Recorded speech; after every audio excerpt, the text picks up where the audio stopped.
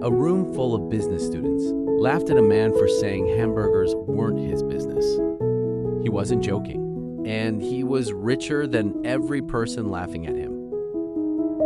Most of us think making money means picking the right product. Sell something people want. Sell it well. Work hard at it. That's the whole game, right? So when someone tells you the product doesn't matter, your brain rejects it. It sounds like a trick, not a truth. Ray Kroc built McDonald's into the biggest fast food company on earth. So when he agreed to speak to a class of MBA students, they expected a lecture on burgers, fries, marketing, maybe a story about ketchup packets. Instead, he asked them a question. What business am I in? Hands shot up. The hamburger business, someone said. Kroc shook his head. He asked again. They tried again. Fast food, franchising, same answer, different words. Every time, he shook his head. Finally, he told them straight. He wasn't in the hamburger business. He was in the real estate business. Here's what he meant. Every McDonald's location sits on land Kroc's company owned or controlled. Franchise owners didn't just buy the right to sell burgers under his name. They paid rent on property he held.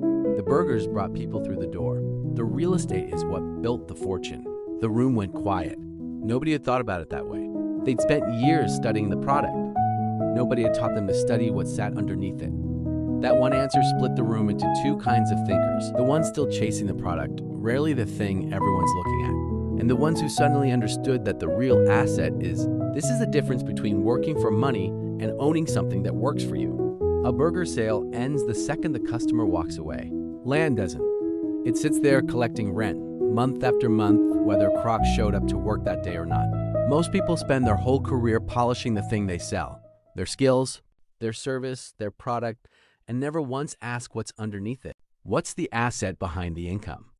For Kroc, the hamburgers were the story. The real estate was the machine. You don't need a fast food empire to use this. Ask it about your own work. What are you actually selling? And is there something underneath it?